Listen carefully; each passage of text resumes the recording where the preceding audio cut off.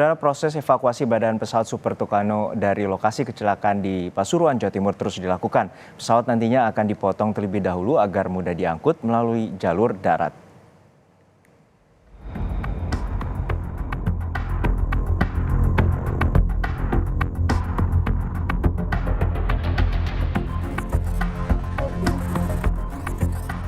Evakuasi badan pesawat Super Tucano di Pasuruan, Jawa Timur terus dilakukan oleh TNI Angkatan Udara.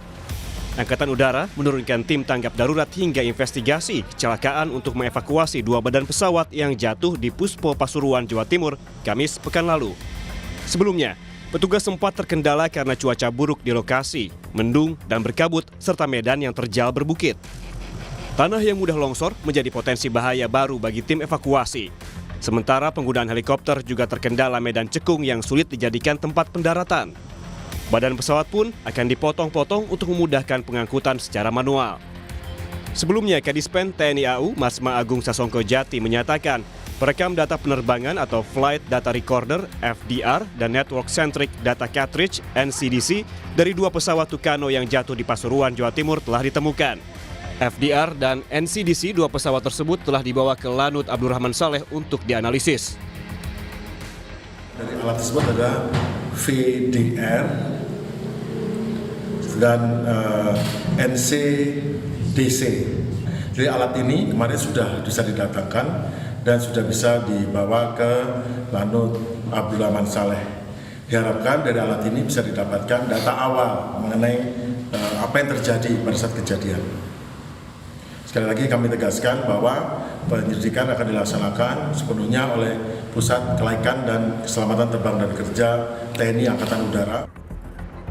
Sementara itu, Menteri Pertahanan Prabowo Subianto melayat ke kediaman 4 perwira TNI Angkatan Udara yang pada Kamis lalu gugur dalam kecelakaan dua pesawat Super Tucano di lereng Gunung Bromo.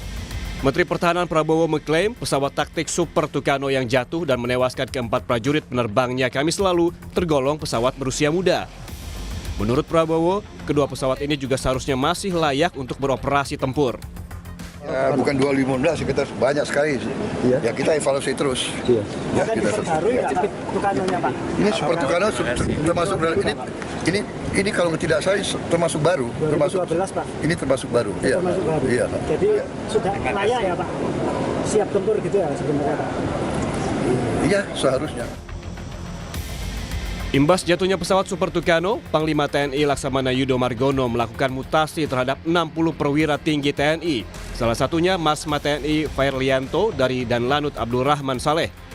Dalam surat tersebut, Fairlianto dimutasi menjadi staf khusus KSAU, sementara posisi Danlanut Abdurrahman Saleh diisi oleh Marsma TNI Firman Wirayuda. Tim Liputan, Kompas TV.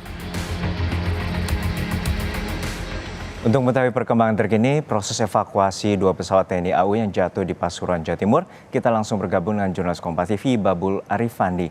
Babul, hingga kini bagaimana proses pemindahan pesawat yang hari ini akan dilakukan, lalu apakah terkendala cuaca? Ya, selamat siang Juno dan saudara. Hari ini merupakan hari keempat proses penyisiran sekaligus pemotongan badan pesawat jatuh yang berada di kawasan lereng Gunung Bromo, Pasuruan, Jawa Timur. Tim sudah sejak tadi pagi sekitar pukul 8 sudah berangkat ke lokasi. Tim ini merupakan tim khusus, tim teknis yang diutus oleh TNI AU untuk memotong bagian badan pesawat agar mudah diangkut ke posko tim SAR yang berada di Bukit Penanjakan Desa Wonokitri, Kabupaten Pasuruan. Dan memang proses pemotongan badan pesawat ini bersifat tertutup, tidak semua pihak boleh turun ke lokasi, hanya TNI AU, tim teknis, kemudian tim gabungan yang terdiri dari TNI Angkatan Darat, kemudian polisi dan juga relawan. Sementara pihak-pihak yang tidak berkepentingan diminta untuk tidak turun ke lokasi, termasuk juga teman-teman dari pewarta atau jurnalis begitu, Juno. Dan proses pemotongan masih berlangsung hari ini. Proses pemotongan memang harus dilakukan cepat oleh petugas karena cuaca di kawasan Gunung Bromo ini tidak seperti di daerah-daerah lain. Karena menjelang sore hari kawasan Gunung Bromo sudah dipenuhi dengan kabut sehingga akan menyusahkan bagi petugas untuk mengangkut ataupun melakukan pemotongan badan pesawat di tebing-tebing tempat jatuhnya pesawat Super Tucano. Ada beberapa hal yang dipertimbangkan kenapa badan pesawat di dua titik ini harus diangkut dan direlokasi dari lokasi kejadian. Pertama karena dikhawatirkan masih ada sisa-sisa komponen berbahaya dari pesawat yang dapat membahayakan warga sekitar seperti amunisi ataupun senjata. Inilah yang kemudian diantisipasi oleh TNI AU sehingga badan-badan pesawat diputuskan untuk segera direlokasi.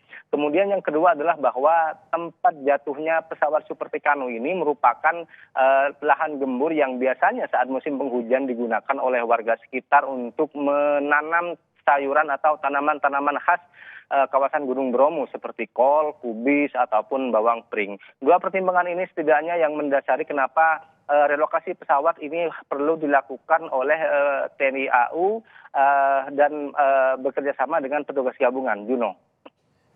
Ya, Babul, untuk saat ini sampai kapan target evakuasi atau pemindahan dari pemindahan pesawat ini akan segera atau selesai dilakukan?